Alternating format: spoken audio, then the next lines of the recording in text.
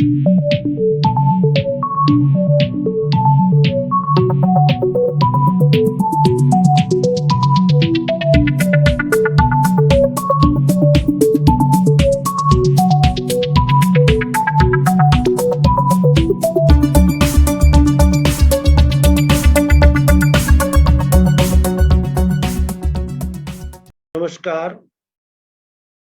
मैं Dayakrishna Gupta from true astrology research institute आपको सबको नमस्कार करता हूं, वेलकम करता हूं इन दिस प्रोग्राम। आज हम डिस्कस करेंगे एक प्रैक्टिकल केस जिस पर हमने कल चर्चा की थी कि कोई भी प्लैनेट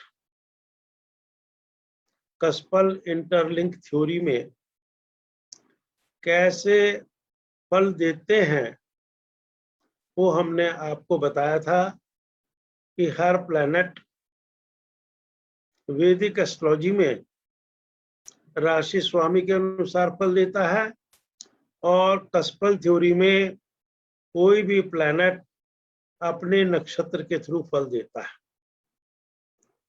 इसके अलावा हमने ये भी बताया था अगर किसी प्लैनेट के अपने नक्षत्र में दूसरा कोई प्लैनेट नहीं बैठा तो उन हालात में उस प्लैनेट का पोजिशनल स्टेटस बन जाता है। पोजिशनल स्टेटस का मतलब है एक प्लैनेट एज पर दी राशि डिग्री मिनट राइजिंग एक नक्षत्र में होता है, that is called its stellar status. लेकिन इसके अलावा अगर कोई प्लैनेट के जो 3 नक्षत्र जोन होते हैं उनमें कोई दूसरा प्लैनेट नहीं बैठा तो उस प्लैनेट का हम कहते हैं पोजिशनल स्टेटस हो जाता है। पोजिशनल स्टेटस होने का एडवांटेज ये है वो प्लैनेट अपना फल भी देता है। इसी प्रकार हमने 3 कंडीशंस बताई थी। When there is no planet in its nakshatra zone, when a planet is in its own nakshatra, when 2 planets exchange their stars each other। तो इस प्रकार हम देखते हैं, कल हमने इसके अलावा राहु केतु के बारे में भी बताया था कि राहु जो है जिस राशि में होता है उसको भी रिप्रेजेंट करता है, जिस नक्षत्र में होता है उसको भी रिप्रेजेंट करता है, और अगर उसका पोजिशनल स्टेटस है तो अपने आप का भी फल देता है। तो आज हम ये चार्ट पर देखेंगे कैसे हम इन चीजों को वर्कआउट करते हैं। Please see on the chart that I am just चलिए हमने एक ये चार्ट आपके लिए लगाया है। इस चार्ट में मैं आपको एक एक प्लैनेट को कैसे हम पढ़ेंगे उसके बारे में मैं एक्सप्लेन करता हूं। सपोज करो ये हमारी लेफ्ट हैंड साइड पर प्लैनेटरी पोजीशंस की टेबल है और हमने इस पत्री के अंदर, इस चार्ट के अंदर मान लो सन की महादशा चल रही है या और किसी भी अंतर प्रत्यंतर दशा चल रही है, उसको हम कैसे पढ़ेंगे। हम देखते हैं कि सन जो है एक पाइसेस राशि के अंदर 24 डिग्री पर है, उसके अनुसार यहाँ पर हमने दिखा दिया राशि लॉर्ड है, लेकिन ये जाके रेवती नक्षत्र में है जिसका स्वामी मरकरी है। तो हमने कहा जो सन है वो मरकरी के फल देगा। अब हमने ये देखना है भावा चार्ट में मेरा मरकरी किन किन प्लेसेस में है। यहाँ मैं देखता हूँ मरकरी मेरा 7th हाउस में पोस्टेड है इन भावा चार्ट। इसके अलावा I will come to the left hand side of my table cuspal position. इसमें मेरे 12 घर रिप्रेजेंट हैं 1 to 12, और हर घर के अंदर एक राशि का स्वामी है, राशि लॉर्ड, एक नक्षत्र का स्वामी है, स्टार लॉर्ड, एक सब लॉर्ड जो उप नक्षत्र भी कहते हैं, नक्षत्र का 9वां हिस्सा, और उप नक्षत्र एसएस लॉर्ड वो सब लॉर्ड का नवा हिस्सा। तो इन चारों पोजीशंस में से कहीं भी मेरा मरकरी आएगा तो मैं ये कहूंगा कि मेरे नक्षत्र स्वामी ने मेरे पहले घर को इन्वॉल्व कर लिया टू गिव रिजल्ट्स। अब उसके बाद हमने कहा ये पहला घर है, उसके बाद हम देखेंगे कि मरकरी मेरा दूसरे घर में भी आ गया, तीसरे में नहीं है, चौथे में आ गया, पांचवें में आ गया, उसके बाद 7th हाउस में आ गया, 8th हाउस में आ गया and 11th house and 12th house. इस प्रकार हम देख रहे हैं कि सन ने अपनी दशा पीरियड के अंदर कितने घरों को इन्वॉल्व किया है। जहां जहां मरकरी मेरा अपीयर हो रहा है, सन ने उन घरों के फल अपनी दशा के अंदर देने हैं। पहला घर, दूसरा घर, उसके बाद चौथा घर, उसके बाद पांचवा घर, उसके बाद सातवां घर, उसके बाद आठवां घर, फिर मेरा 11वां घर और फिर 12वां घर। तो इस प्रकार मैं देख रहा हूं अराउंड मोर देन 6 प्लेसेस जो है सन ने इन्वॉल्व करके इन घरों को एक्टिवेट किया है to give results of these houses. अभी मुझे ये नहीं पता कि सन ने जो इन घरों को इन्वॉल्व किया है, इन घरों के रिजल्ट मेरे को पॉजिटिव हैं या नेगेटिव हैं। पॉजिटिव इन द सेंस कि these are fruitful for me, if not negative. तो ये चीज हम आगे चल के देखेंगे with the help of sub lord. लेकिन इससे पहले मैं आपको ये बताता हूं कि अगर हम वैदिक पद्धति के अनुसार सन को पढ़ेंगे, सन मेरा लगन का स्वामी है। अगर आप यहाँ पर देख रहे हैं चार्ट में, और 8th हाउस में बैठा है, तो सन ने लगन 8th हाउस और जो सन आस्पेक्ट कर रहा है 2nd हाउस, 3 स्थान के रिजल्ट दे सकता है। लेकिन यहाँ हम देख रहे हैं more than 6 places sun is giving result with his नक्षत्र स्वामी मरकरी। अब इसी प्रकार हम दूसरे भी चार्ट को देखेंगे बिफोर आई प्रोसीड फर्दर कि रिजल्ट कैसा मिलेगा कैसा नहीं मिलेगा। If I come to moon, moon मेरा सन के नक्षत्र में है। अब मून के पीरियड में मुझे जो सन की स्थिति है वो देखनी पड़ेगी, भावा चार्ट में कहाँ आता है और कसपल चार्ट में कहाँ आता है। सन मेरा हम देखते हैं कि 8th हाउस में है भावा चार्ट के अंदर, तो ये 8th हाउस के फल देगा। लेकिन कसपल चार्ट को हम देखते हैं कहाँ कहाँ सन मेरा जाता है। सन मेरा पहले हाउस में, उसके बाद ये आता है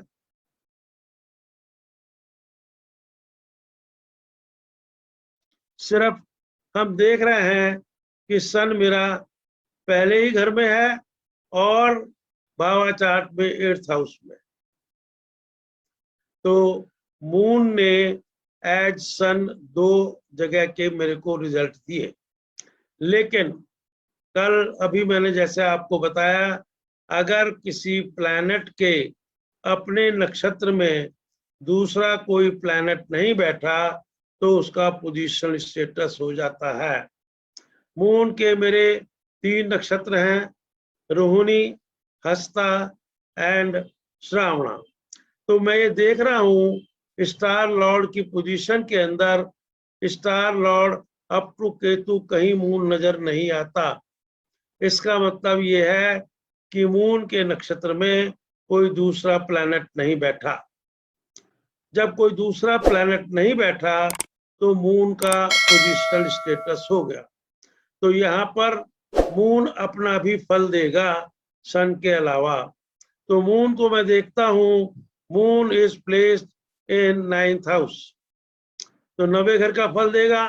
अब मैं कसपल चार्ट में देखता हूँ, मून मेरा दूसरे घर में है, दूसरे घर को इन्वॉल्व किया। उसके बाद मून ने मेरे को 12वें घर में गया तो 12वें घर का फल दिया। तो इस प्रकार मैंने देखा कि मून ने अपनी दशा के अंदर 2 houses as sun stellar status को इन्वॉल्व किया, और moon as moon positional status होने के नाते उसने 9th house plus 2nd house and 12th house को इन्वॉल्व किया। इस प्रकार मैं देख रहा हूं कि मून ने अपनी दशा के अंदर 5 प्लेसेस का रिजल्ट दिया, क्योंकि मून का पोजीशन स्टेटस है तो ये यहाँ पर सन के भी रिजल्ट दे रहा है और मून के भी दे रहा है। Now I will discuss next Mars. हम मार्स को देखते हैं। मार्स मेरा वीनस के नक्षत्र में है, तो वीनस मेरा 7th हाउस के अंदर है, तो 7th हाउस का रिजल्ट देगा। लेकिन मैं कस्पल थ्योरी में देखता हूं, कस्पल चार्ट में वीनस मेरा 1 में है, 2 में है, 3 में है, 5 में है, 6 में है, उसके बाद ये 8 में है, 9 में है, 10 में है एंड 12 में है। इस प्रकार मैंने देखा कि जो मार्स है उसका नक्षत्र 8-9 जगह अपीयर हो गया एज ए स्टेलर स्टेटस।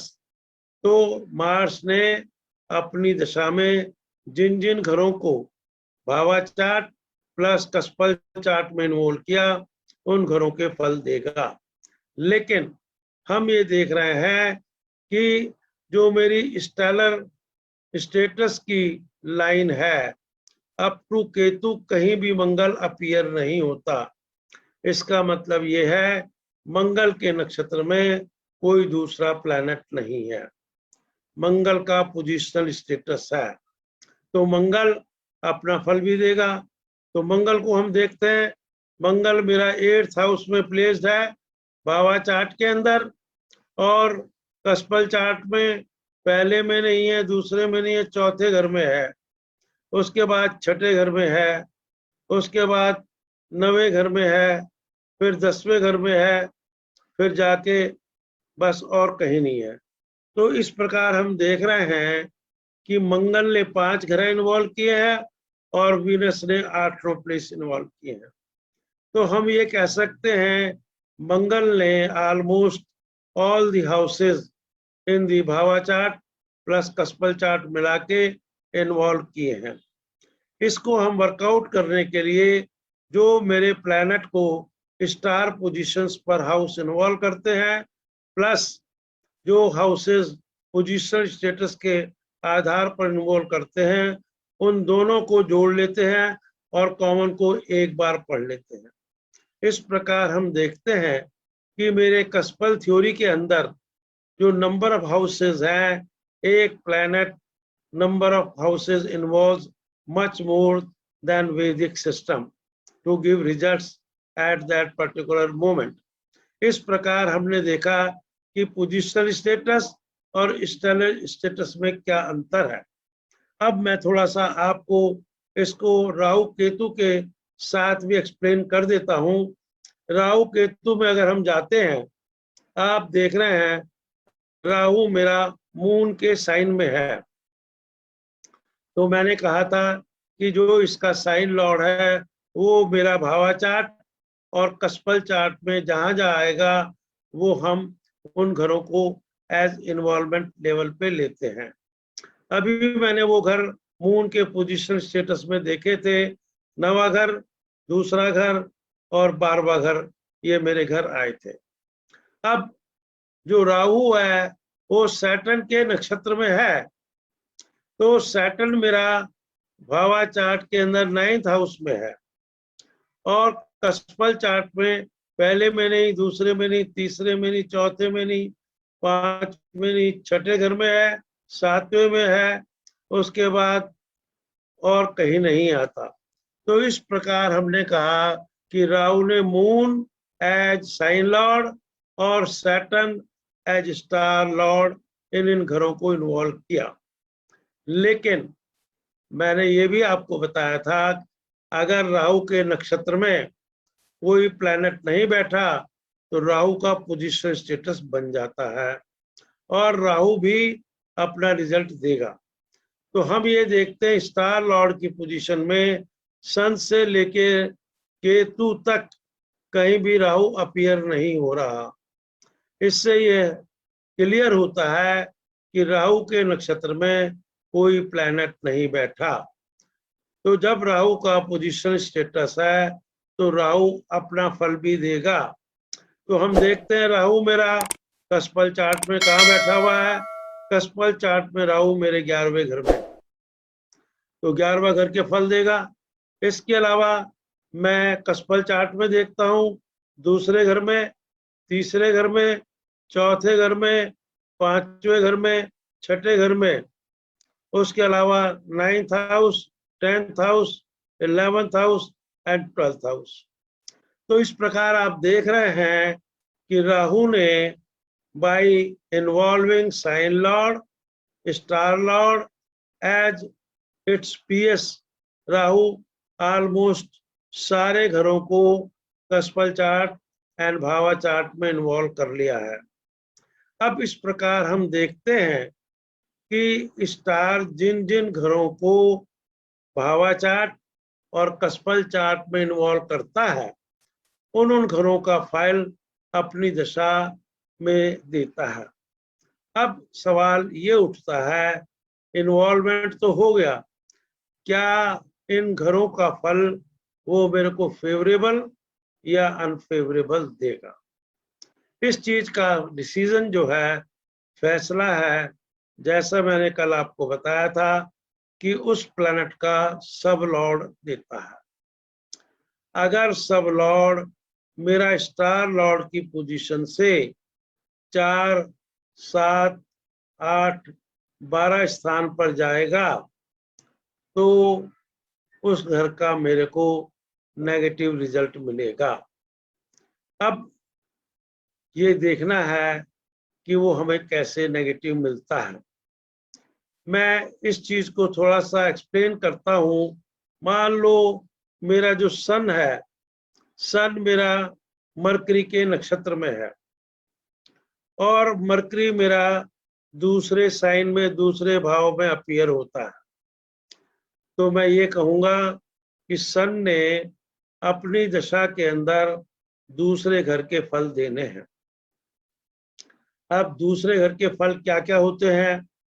दूसरा घर धन का है, दूसरा घर जेम एंड ज्वेलरी का है, दूसरा घर addition in family by way of child है, दूसरा घर वॉइस है, दूसरा घर राइट आई है।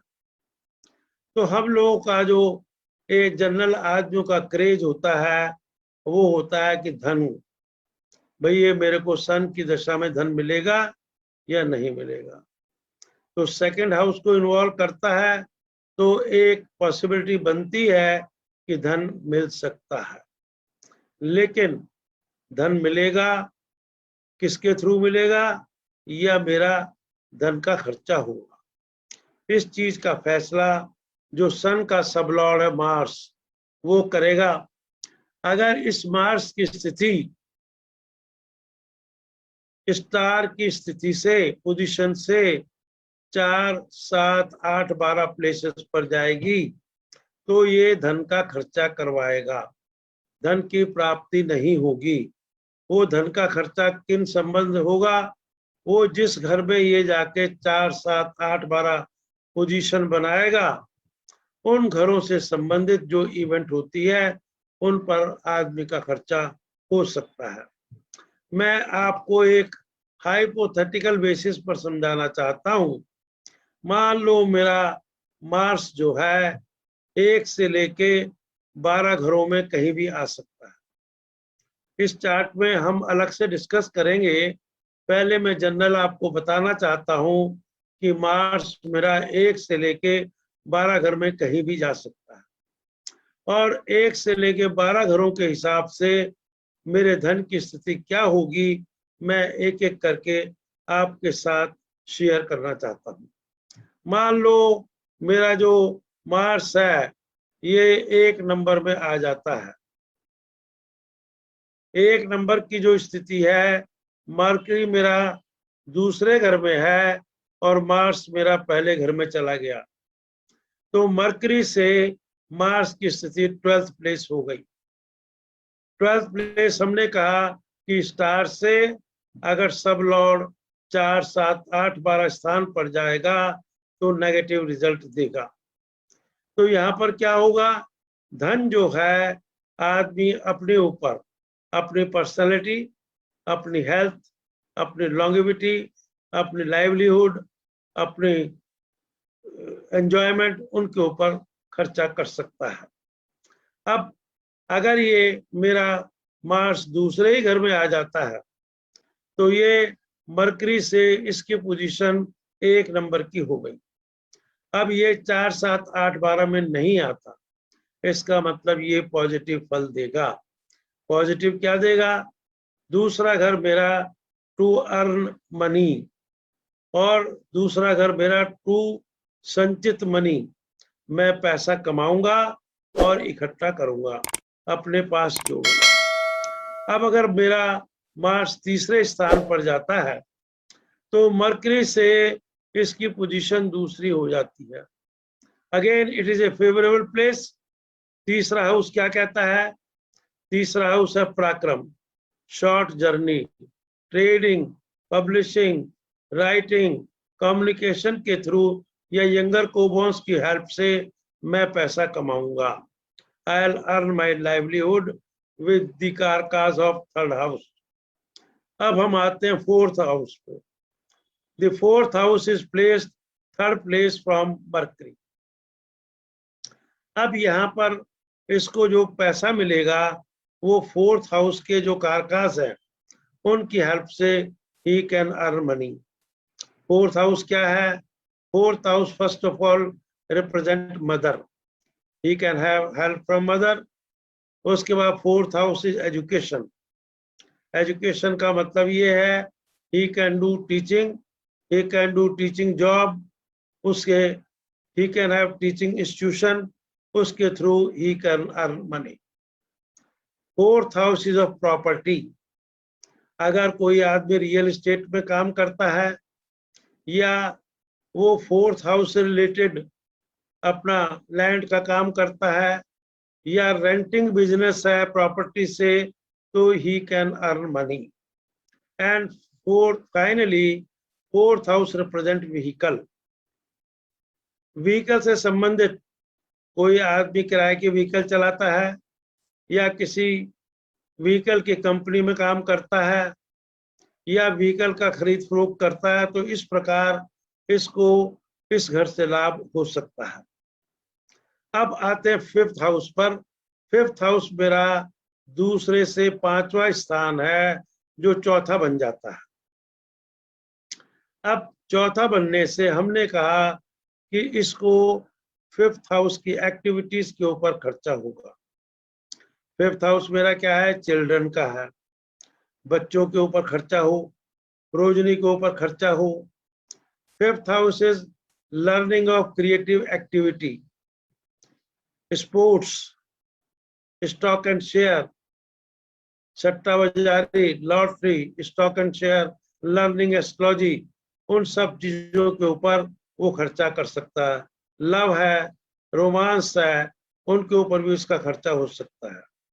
लेकिन यहाँ पर एक कंडीशन है, 5th house is house of first child और 2nd house is house of addition in family by way of child. तो फर्स्ट चाइल्ड के लिए मेरे को जो फ्रूटफुल सिग्निफिकेटर चाहिए, 2 और 5 का कॉम्बिनेशन चाहिए। Here the condition of 4th place from star is relaxed because this combination is fruitful significator for the birth of first child. So there are certain places, अगर कुछ houses कुछ particular event के fruitful significator बनते हैं तो वहां पर हम 4, 7, 8, 12 की जो कंडीशन है उसको रिलैक्स एज ए एक्सेप्शन लेके रिलैक्स कर देते हैं। अब आता है 6th प्लेस। 6th प्लेस में मेरा मार्स बैठा हुआ है। 6th प्लेस क्या है, 6th प्लेस इज मेरा मेडिसन है, 6th प्लेस इज मेरा बीमारी का है, क्रोनिक सिकनेस का है। 6th प्लेस क्या है? Service. 6th place is competition, gain, victory, achievement, loan, litigation. इस प्रकार मेरा छठा घर है। अब छठा घर मेरा सर्विस का भी है, तो अगर मेरा स्टार दूसरे में है और सब लॉर्ड छठे प्लेस में है तो इसकी पोजीशन दूसरे से 5वीं हो गई, फेवरेबल हो गई। तो ये बच्चा अगर लोन लेना चाहता है तो लोन की सक्सेसफुली ले सकता है, अगर ये जॉब करना चाहता है तो जॉब आराम से कर सकता है। छठा घर हम सर्विस का लेते हैं तो ये उसमें भी सक्सेसफुल हो सकता है। छठा घर मेरा गेन का भी होता है। अगर 6 के साथ साथ 11वें घर का भी संबंध हो जाए तो हम कहते हैं धन की प्राप्ति का भी लाभ मिल सकता है। इस प्रकार छठा घर मेरा पॉजिटिव हो गया। अगर मेरा 7th हाउस में मार्स जाता है तो ये जो है यहाँ से छठा स्थान है दूसरे से, लेकिन लगन से ये 7वां घर है। तो हम छठा स्थान होने के नाते हम ये कह सकते हैं कि इस आदमी को अपने लाइफ पार्टनर से, अपने बिजनेस पार्टनर से, अपने बिजनेस से लाभ हो सकता है। अब अगर 8वें घर में मेरा सब लॉर्ड जाता है, 8वां घर मेरा अनफेवरेबल है लगन से, नंबर 1। 8वां घर दूसरे घर से 7वां स्थान हो जाता है, वो भी मेरा नेगेटिव हो जाता है। इस प्रकार मैं कह सकता हूं कि अगर मेरा सब लॉर्ड 8वें घर में है तो मेरा धन का खर्चा, 8वां घर क्या बताता है? Chronic sickness, accident, surgery, sudden loss, इस प्रकार की स्थिति मेरे साथ हो सकती है, समझे ना? फॉल्स एलिगेशंस, तो यहाँ पर मेरा इस प्रकार की चीजों में नुकसान हो सकता है, पैसे का खर्चा हो सकता है। लेकिन अगर इसके साथ साथ मेरा कहीं सब लॉर्ड या सब लॉर्ड का संबंध 11वें घर से हो जाता है तो मैं कहूंगा कि मेरे को सडन गेन हो सकता है, और 12वें से होता है तो सडन लॉस हो सकता है। इस प्रकार कंडीशंस में वेरी, circumstances में vary, depending upon the linkage of sub and sub lord at 8th, 11th and 12th places. अब हम आता है 9th हाउस पे। 9th हाउस क्या है? दूसरे घर से 8वां घर है, लेकिन लगन से पॉजिटिव है। 9th हाउस क्या है मेरा? मेरे फादर का है, सेकंड मैरिज का है, लॉन्ग जर्नीज का है, हायर एजुकेशन का है, रिलीजियस एक्टिविटीज है। तो यहाँ मेरा 8वां घर होने के नाते मैं ये कह सकता हूँ मेरा धन का खर्चा फादर के ऊपर हो सकता है, हायर एजुकेशन पे हो सकता है, सेकंड मैरिज या मल्टीपल रिलेशंस के ऊपर कर सकता हूँ, या हायर एजुकेशन पढ़ने पर कर सकता हूँ, या रिलीजियस एक्टिविटीज परफॉर्म करने में हो सकता है। अगर मेरा स्टार लॉर्ड का सब लॉर्ड 10वें घर में आता है, 10th house is a positive house. 10th house represent for profession, status, समझे? तो ये हमेशा आपको एक गवर्नमेंट जॉब दिला सकती है, एक अपने प्रोफेशन दिला सकती है। तो वहां से भी आप नौकरी करके, काम करके, धंधा करके कुछ पैसे कमा सकते हैं। सो 10th house is always positive and second house is house of earning. मैं जो भी प्रोफेशन करूंगा उसके थ्रू मैं धन कमा सकता हूँ। अब 11th हाउस क्या है? 11th house is always positive. 11th house हम कहते हैं लाभ का घर है, फुलफिलमेंट ऑफ डिजायर। लाभ का मतलब हमेशा पैसे से नहीं लिया जाता। जिस चीज की मेरे को इच्छा है, अगर उसकी पूर्ति होती है, दैट इज कॉल्ड लाभ। अगर मेरे को अच्छे स्कूल में दाखला चाहिए, 11वां घर से संबंध हो गया, मेरे को लाभ माना जाएगा। मेरे को कोई पैसे चाहिए, प्रॉपर्टी चाहिए, अगर 11वें घर से संबंध है तो मुझे लाभ हो गया। इसी प्रकार किसी भी एक्टिविटीज के साथ अगर 11वां घर आता है और वो इच्छा पूरी होती है, that is called fulfilment of desire and love. इसलिए 11वें घर को हम हमेशा लाभ का मानते हैं। और अब आता है 12वां घर। 12वां घर मेरा दूसरे घर से 11वां हो गया। 12वां घर इज एक्सपेंडिचर, इन्वेस्टमेंट। तो जब मेरा धन हम इन्वेस्ट करेंगे किसी लॉन्ग टर्म प्रोजेक्ट के ऊपर, तो हमें लास्ट में उससे लाभ होने की संभावना है, क्योंकि 12वां घर दूसरे घर से 11वां आता है।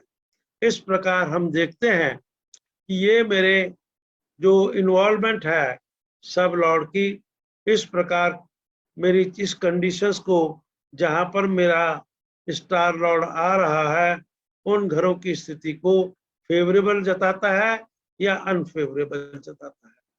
अभी मैंने आपको सिर्फ एक एग्जांपल लिया तीसरे घर का। इसी प्रकार मान लो मेरा मरकरी चौथे घर में है और चौथे घर से मैं मार्स जहां जहां जाएगा उसी अकॉर्डिंगली मैंने इसको डिस्कस करना है। अब सवाल उठता है कि जैसे मैंने आपको बताया था कि मान लो मेरा मार्स, मरकरी मेरा 2 में है, मार्स मेरा 5 में भी है और 6 में भी है। 5वें में मेरा खर्चा करवा रहा है और 6 में मेरे को दे रहा है।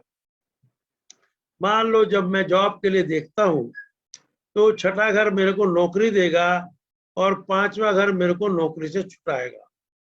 तो उन हालात में अगर मार्स मेरा 5 और 6 दोनों घरों में आता है तो मेरे को क्या डिसीजन लेना है, इसका फैसला मैंने सब लॉर्ड पे छोड़ा है।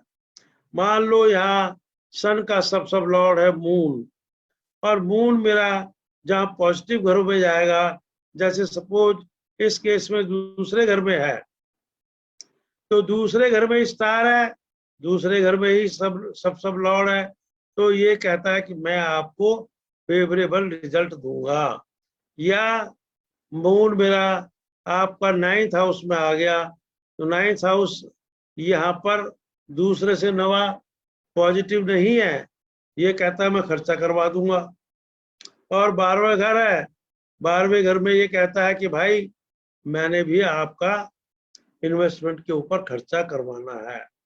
तो इस प्रकार हमने स्टार, सब लॉर्ड और सब लॉर्ड तीनों का कॉम्बिनेशन देख के ये डिसीजन लेना है कि जिस घर में मेरा स्टार लॉर्ड पोजीशन है उस घर का मेरे को क्या रिजल्ट मिलेगा। रिजल्ट मिलेगा तो मेरे को फेवरेबल है या अनफेवरेबल है। अब इस चीज को देखने के लिए मेरे को जाना पड़ता है अपने दशा सिस्टम के ऊपर। मान लो मेरे को यहाँ पर सन की दशा चल रही है, तो सन ने अपनी भुक्ति में मुझे किन किन घरों का फल देना है ये हमने देखा। लेकिन इसके साथ साथ आप सब जानते हैं कि जो दशा सिस्टम है इसके फलों को फलीभूत दशा सिस्टम के अलावा उस समय का जो गोचर है सन का, वो भी अगर सपोर्ट करेगा किसी फेवरेबल हाउसेस के लिए जिसके लिए हम देखना चाहते हैं, तो क्या हम उसको कैसे देखें। इसके लिए मैं अभी आपको दिखाता हूं आज का इस वक्त का गोचर लगा के। आप देख रहे हैं कि मैंने इस वक्त का गोचर खोला है और इस गोचर में आप देख रहे हैं सन जो है मेरा मार्स की राशि में चल रहा है। अब मार्स को मैं देखूंगा अगेन वीनस मार्स, तो वीनस मेरा दूसरे घर में है और मार्स मेरा 6ठे घर में है। तो जैसे अगर मेरे पास कोई सवाल था क्या इसको नौकरी मिलेगी या इसको लोन मिलेगा, तो मैं यस कह दूंगा कि सन जो है अपने आप भी सपोर्ट कर रहा था मरकरी मार्स की वजह से, और सन ने जो मार्स की एरीज के साइन में ट्रेवल कर रहा है उसने इसको सपोर्ट कर दिया 1 महीने के लिए। लेकिन जो सन है वो पहले 13 दिन केतु के नक्षत्र में रहेगा। तो क्या केतु भी इसको सपोर्ट करता है कि नहीं करता। Ketu is sun Mercury. Sun मेरा 2 में नहीं है, सन मेरा जो है 8 में है, और मरकरी मेरा 2 में है, तो ये तो क्या कहेगा, ये मेरा खर्चा करवा देगा। या सन जो है मरकरी है, सन जो है केतु, केतु क्या है मेरा शनि है, सन है और केतु का पीएस है। तो केतु मेरा जो है वो अगर शनि है तो मेरा 6ठे घर में है, समझे ना। और मार्स मेरा जो है 6ठे घर में है। तो इस प्रकार हम देख सकते हैं कि भाई मेरे मान लो मार्स 10वें घर में है, मार्स मेरा 6ठे घर में है और शनि मेरा जो है कहीं वो भी 6ठे घर में आता है। तो इस प्रकार हम जॉब का योग या किसी दूसरे चीजों का योग को देख सकते हैं।